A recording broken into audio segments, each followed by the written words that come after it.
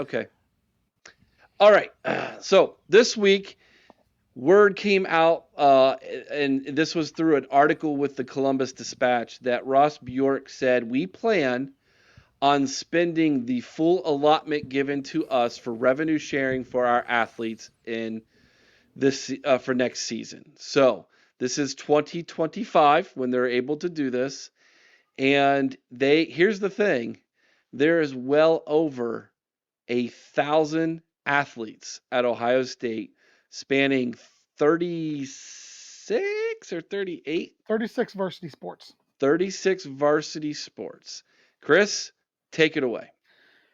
So, for those who don't know, as Eric said, the NCAA approved the revenue sharing. Now, it's still got to wait. There's some court issues with it, but if that all goes through, what's going to happen is the member universities will be able to pay 22% of their revenues based on media deals, sponsorships, and ticket sales. The anticipated revenue would be roughly 22 million. The player share would be 22 million during 2025. Now, Bjork has stated that we would adhere to Title IX. And for those of you not familiar with Title IX, which I'm sure most of you are, that means that both men's and women's sports would be receiving payments because we're not going to discriminate. With Title IX, that's what it says, is they cannot discriminate between the men's and the women's sports.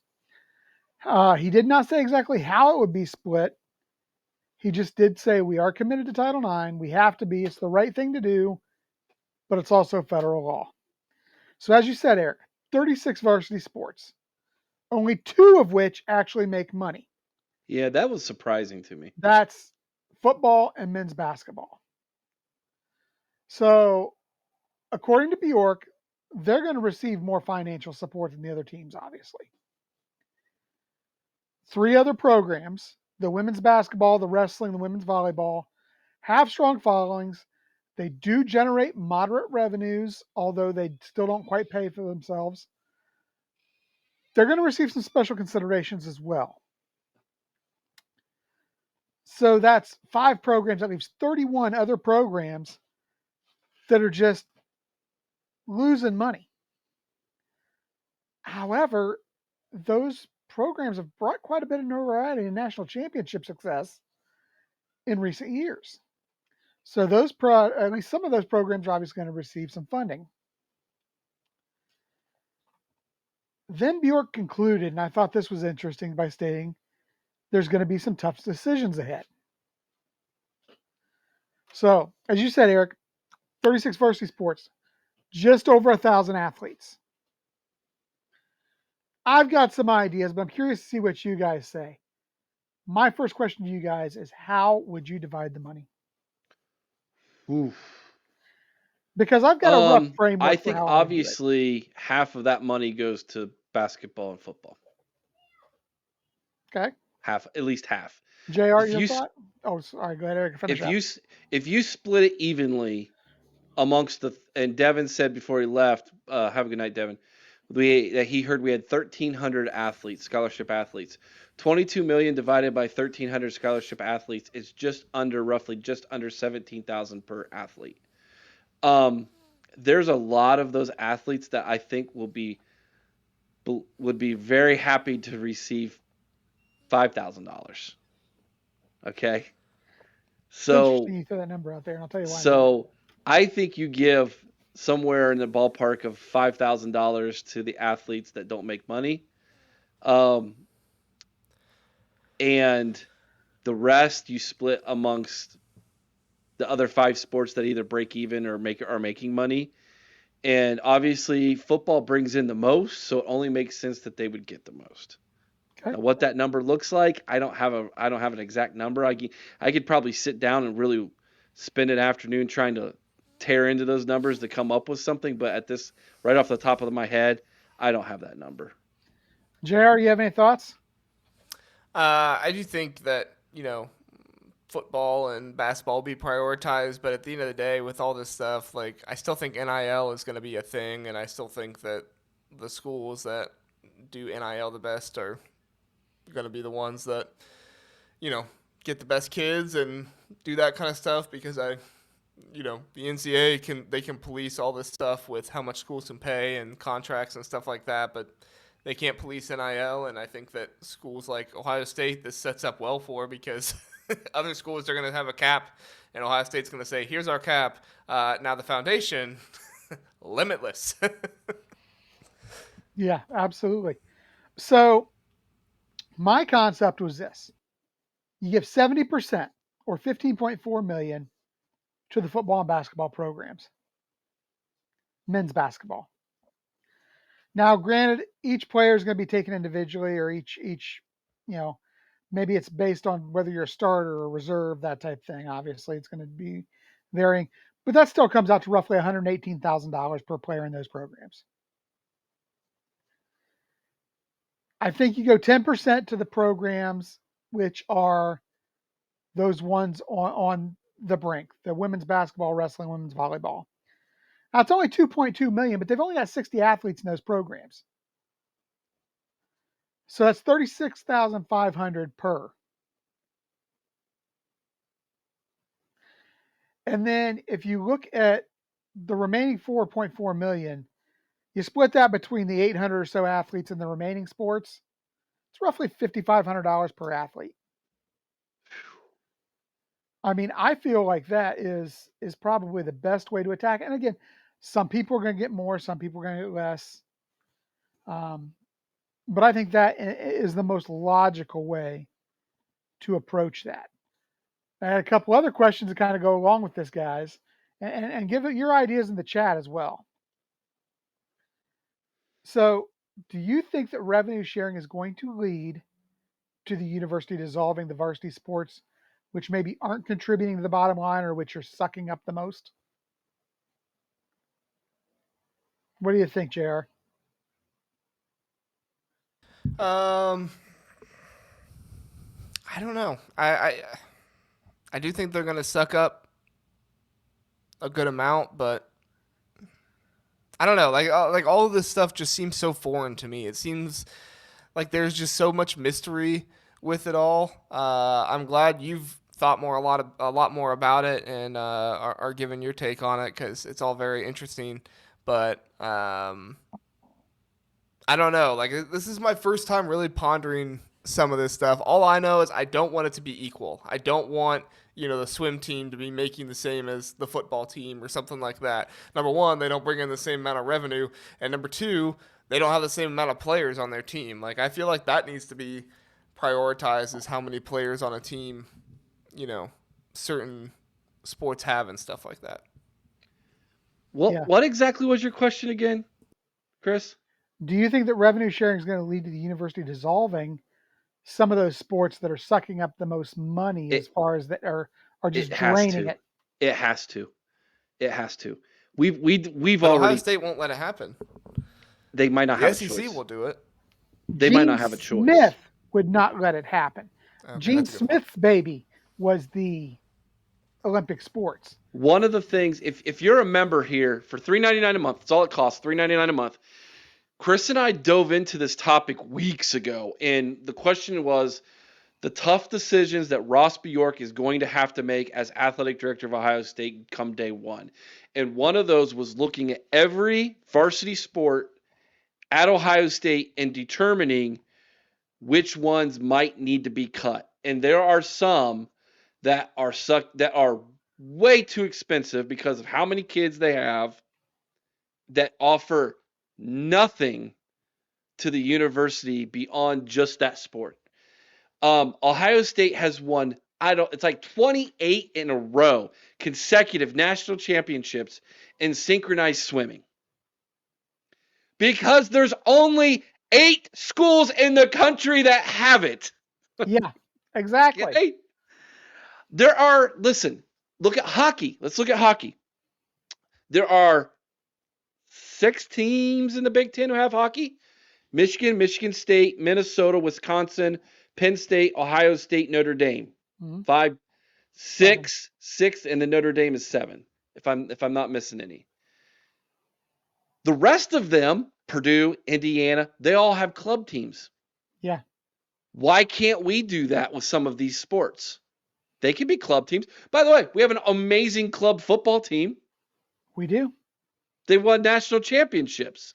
So They sent us Xavier Johnson. That's right. There's no reason that we have to hold on to these 36 sports and clutch it like it's an idol. There's no reason for it. Some of them can go club. It gave can go to Gene the Smith club the reason level. to build buildings. It did. It did. That's what it comes down to. It did. So we'll see. I think some of them are going to have to get moved to club status. Yeah. That's just my take. Okay, 2 more questions. Go ahead, Eric. I want you to answer some of these questions though, Chris. Okay. They're really good. Go ahead. Some of them are just like amazing. This one JR might actually have to answer for us. I don't know. Maybe you know, Chris. So the foundation is just for football, correct? I thought they also did basketball. They do basketball as well. They started out as just basketball, but then 1870. Yeah. And so then they had to do football too. Okay. This is another good one. 1870's better now. I don't want to end it on that. 1870's better now. They had some problems there for a while, and guys weren't getting paid, and the foundation came in and scooped it up. What do you do with walk-ons? Are they considered volunteers? Now, here becomes the issue, Eric. I calculated those numbers, figuring 115 guys on the squad. You've only got 85 scholarship athletes. That includes 30 walk-ons. However, there's a good chance that NIL or not so much NIL, but revenue sharing, but NIL as well, forces squads to go down to just the 85 scholarship the NCAA is going to do that. I thought that they were going to vote to do away with walk-ons. There was talk about eliminating walk-ons. If they eliminate walk-ons, they have to raise scholarships to 95, don't they? They would have to. You would think, but especially given how many kids jump in and out of the portal. And by the way, someone take a snapshot of JR right now. that was a little bit of a I was pondering for a minute. That's a picture we need to have. That was funny. Any other things before we let Chris yet? Okay, go to your next question, Chris. I'll see if I can't find any more. And by the way, there's a lot of Jersey talk on here that I'll let you answer to at the end of the show. So, with NIL and revenue sharing in place now, how long do you think it is, Eric, before we have a players' union in college football? 3 years. JR? I was gonna say 5, but the way things are moving, it's moving so quick. 2. Yeah, I was figuring between 3 and 4 years, but I could see it in as soon as 2. The players have already tried to unionize once before at Northwestern. Didn't the Dartmouth guys accomplish it? I believe Dartmouth may have. I don't know. Yeah, I think Dartmouth basketball does have a players union. Finally. And this is one that may stir up some feelings. One more question. Yeah, go ahead. What if you got NIL to supplement and take care of football and basketball, then use all $22 million for the other sports? Here's the thing I wouldn't want about that. Then we would get negatively recruited against about it. Correct. Absolutely. And not only that, but why would you take that money from the programs that are making it? If anybody has a right to have that money, it's the football and basketball programs that are actually the ones driving that TV deals, that's driving the ticket sales. I mean, that's where this money's coming from, is ticket merch sales and sponsorships. These other programs are not getting those, at least nowhere near to the extent the men's basketball and the football team is. So why would you take that from them? Another great comment. Getting rid of walk-ons should be illegal, and I call BS. Some are better than others and never seen. Walk-ons should always be allowed. We're actually going to cover this very thing by bringing on the Rudy of Ohio State who walked on. A lot of you don't know him because you've never heard his story. Mike Wargo is a very good friend of this show. He's a great personal friend of Chris and mine. And we're going to bring him on before the season starts, and that's the very topic we're going to talk about. Mike Wargo doesn't have the life he has if he wasn't a walk-on. We should not allow that. I hope and pray the NCAA doesn't take that away, but they're moving towards it. All right, what's your next question, Chris? And this is my wrap up question, and this is one that could fuel some debate. Can we officially say that these kids are no longer student athletes now that they're receiving money? And in the Olympic sports, should their amateur status be stripped because of these funds? Say that again. Can we officially say the kids are no longer student athletes? They are basically paid to play sports. When they become employees. Well, here's the thing. If we are going to be giving them revenue sharing,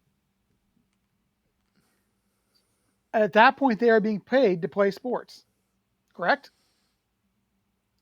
They're Because not everybody at the university is going to share the revenue sharing they're already getting paid to play sports through through the scholarship collectives, as well as a $5,000 site, whatever it's called, the stipend. stipend. But at this point, if you're receiving $100,000 to play football for a year, or if you're, an athlete on the hockey team or one of the basketball teams,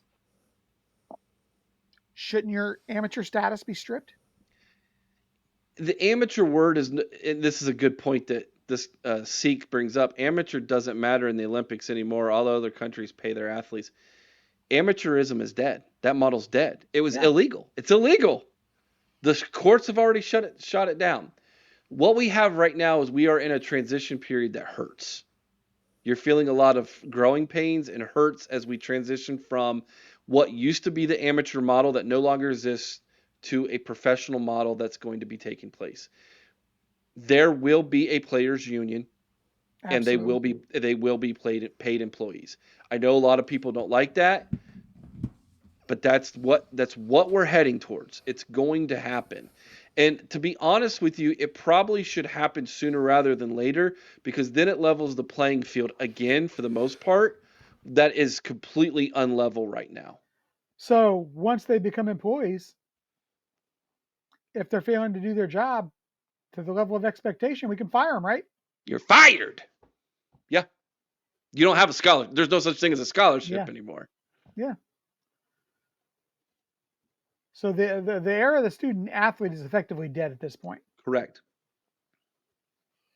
You got any thoughts on that, JR? I mean, I'm okay with student athlete going away for like football and basketball and maybe women's basketball. I know that those girls can make a good amount of money too, but not everybody. So that's tough. But man, I'd hate to see, and I know baseball's different for the SEC, but I hate to see a baseball player, get fired, or a synchronized swimmer get fired or something like that. But who knows? Maybe synchronized swimming won't even be around in 5 years. I don't know. There's been a couple games in my playing career the coach wished he could have fired me. Yeah. We sure we want to give these guys this much power when they're Ryan Day loses on a 50-yard field goal. We want to give him that much power for what he can do to the kicker. Don't give it to Urban. Hey, Urban doesn't need any power. He just needs his foot.